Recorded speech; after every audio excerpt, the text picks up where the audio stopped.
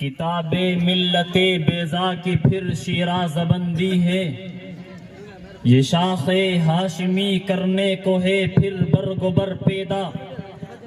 اگر عثمانیوں پہ گوہ غم ٹوٹا تو کیا غم ہے، کہ خون 100,000 انجم سے ہوتی ہے سحر پیدا۔ نوا پیرا ہو اے بلبل کہ ہو تیرے ترنم سے، کبوتر کے تنے نازک میں شاہی کا جگر پیدا۔ ہزاروں سال نرگس اپنی بے نوری پہ روتی ہے، ہزاروں سال نرگس اپنی بے نوری پہ روتی ہے، بڑی مشکل سے ہوتا ہے چمن میں دیدور پیدا۔ جلال آتش برگو صحاب پیدا کر، اجل بھی کانپ اٹھے جس سے وہ شباب پیدا کر۔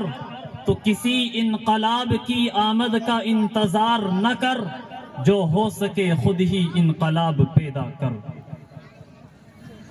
اسٹیج پر تشریف فرما علماء کرام، بزرگان دین اور تشریف فرما سامعین حضرات، پیارے بچوں، اللہ تبارک و تعالی کا احسان و کرم ہے کہ اللہ تبارک و تعالی نے مجھے اور آپ سبھی کو ایمان کی دولت سے نوازا ہے۔ ہم دنیا میں کس کی مرضی سے آئے ہیں، ذرا میری طرف متوجہ ہو جائے۔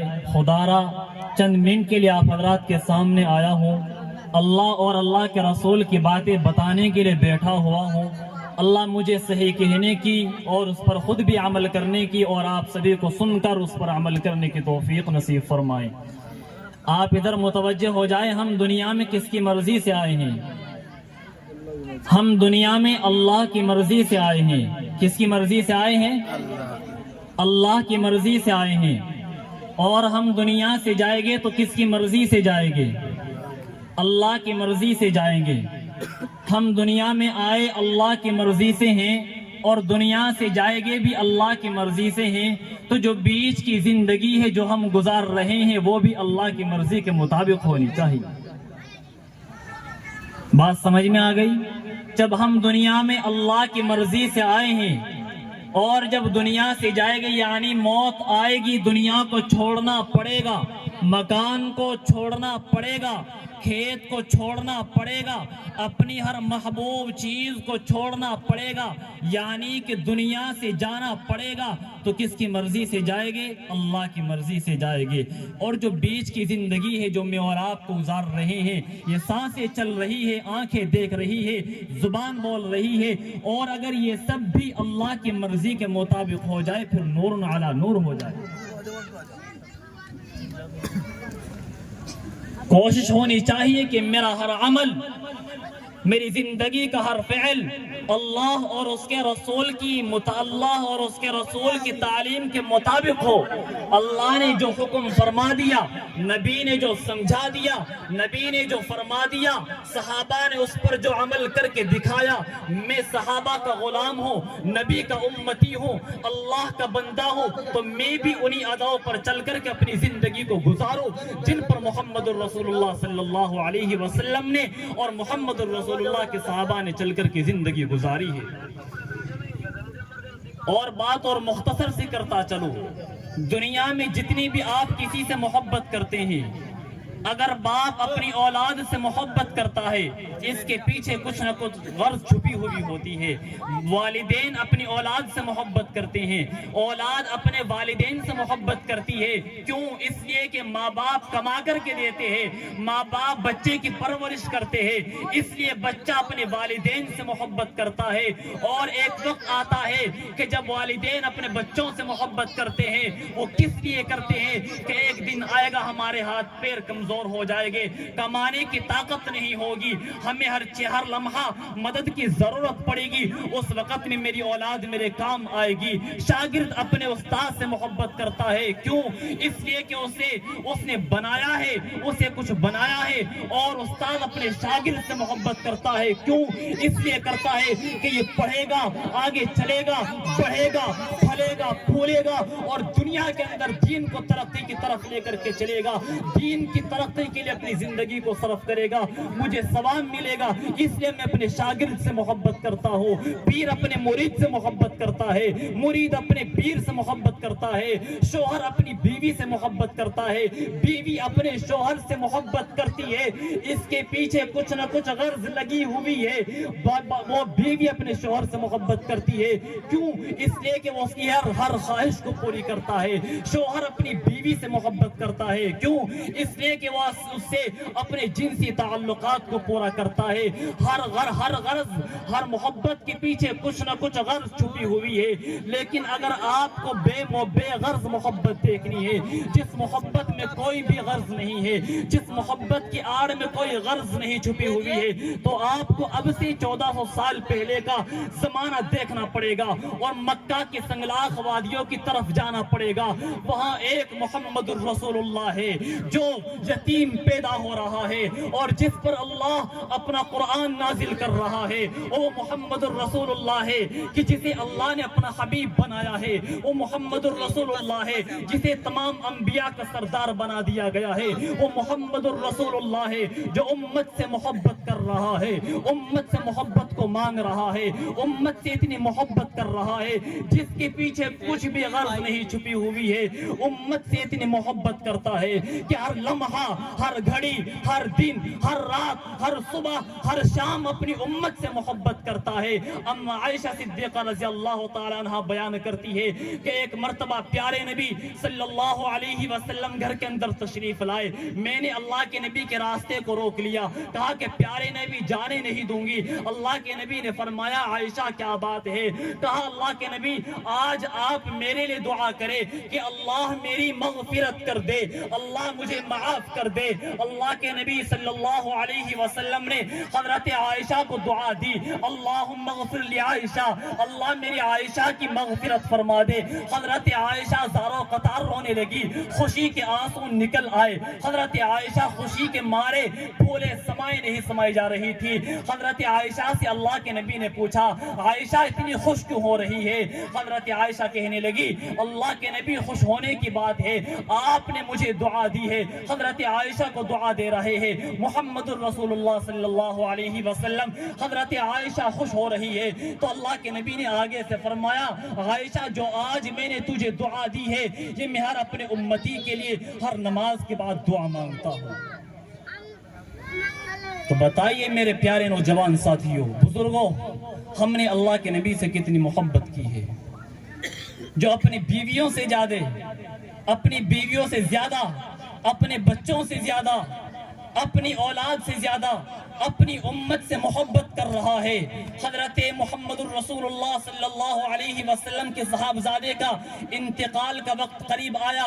آپ کو اطلاع دی گئی آپ کا بیٹا موت اور زندگی کے جھولے میں ہے. اللہ کے نبی دوڑے ہوئے تشریف لا رہے ہیں, کاندھے پر جو چادر تھی وہ گھسٹ رہی ہے اور دوڑے چلے جا رہے ہیں. جا کر کے دیکھا کہ بیٹے کی آنکھیں اٹک رہی ہے, بیٹا موت اور زندگی کے جھولے میں جھول رہا ہے.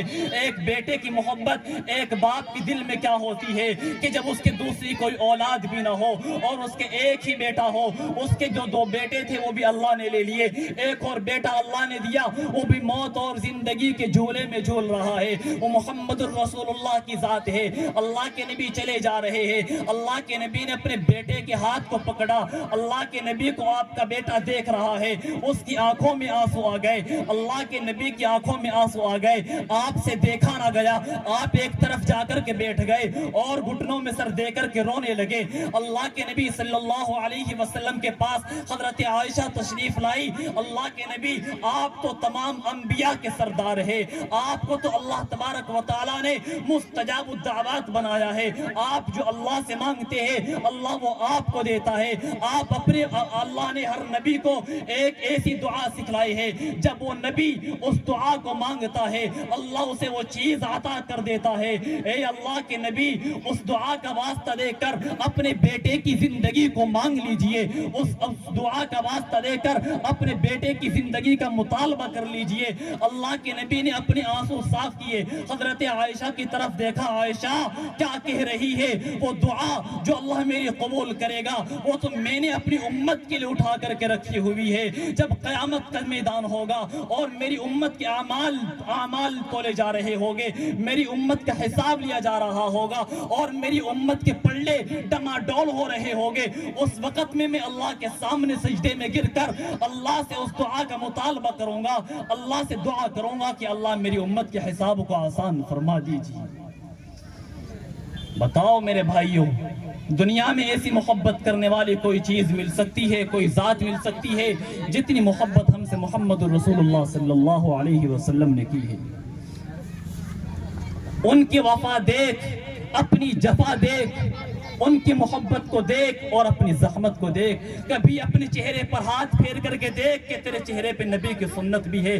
اپنے بدن کو دیکھ، اپنے لباس کو دیکھ، اپنی زندگی کے طریقے کو دیکھ جو نبی آج سے 1400 سال پہلے ہمارے لیے اتنا رویا، اتنی محبتیں چھوڑ کر کے گیا۔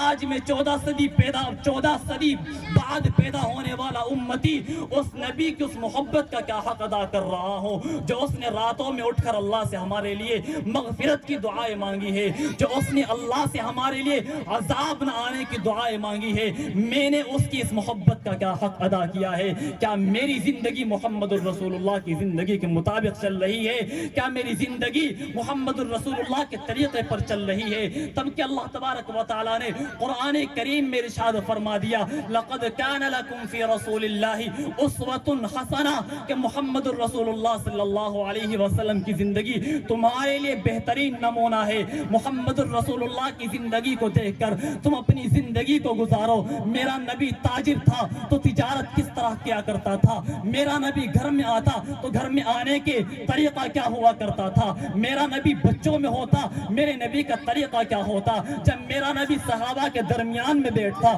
تو صحابہ کے درمیان میں بیٹھنے کی کیفیت کیا ہوا کرتی تھی؟ میرا نبی چلتا تو چلتے کیسے تھا؟ مجھے اپنے نبی کی ایک ایک ادا کو ڈھونڈ کر اس پر عمل کرنا ہے، ان کو اپنی زندگی میں لانا ہے، ان کو اپنی زندگی کا نصب العین بنانا ہے، ان کو اپنی زندگی میں لانا ہے۔ ایسی محنت ہونی چاہیے، ایسی تڑپ ہونی چاہیے۔ کیوں؟ ہم سے اگر سب سے زیادہ کسی نے محبت کی ہے تو وہ محمد الرسول اللہ نے کی ہے۔ میری اولاد مجھ سے محبت نہیں کرتی، اس کے پیچھے غرض لگی ہوئی ہے۔ میرا باپ مجھ سے محبت نہیں کرتا، کیوں؟ وہ اس لیے محبت کرتا ہے کہ جب میرے ہاتھ پیر کمزور ہو جائے گے میری اولاد مجھے کما کر کے کھلائے گی، اس کے پیچھے غرض لگی ہوئی ہے۔ لیکن محمد الرسول اللہ نے جو محبت کی ہے اس کے پیچھے کون سی غرض لگی ہوئی ہے؟ اس کے پیچھے کون سی تمنا لگی ہوئی ہے؟ اس کے پیچھے کیا غرض چھپی ہوئی ہے؟ کوئی غرض نہیں ہے، کوئی تمنا نہیں ہے۔ اس کی تڑپ یہ ہے، اس کی خواہش یہ ہے کہ میرا امتی جہنم سے بچ کر جنت میں چلا جائے، میرا امتی ہر برے عمل سے بچ کر ہر نیک عمل پر آ جائے، میرا امتی ہر برے راستے سے ہٹ کر ہر اچھے راستے پر آ جائے۔ اس لیے وہ امت کے لیے رویا ہے، امت کے لیے تڑپا ہے۔ لہٰذا میں اپنی اس مختصر سی بات پر یہیں اپنی تقریر کو ختم کرتا ہوں، اور جو کہا گیا ہے اللہ تبارک و تعالی مجھے بھی اور آپ سبھی کو بھی اس پر عمل کرنے کی توفیق نصیب فرمائے۔ وما علینا الا البلاغ۔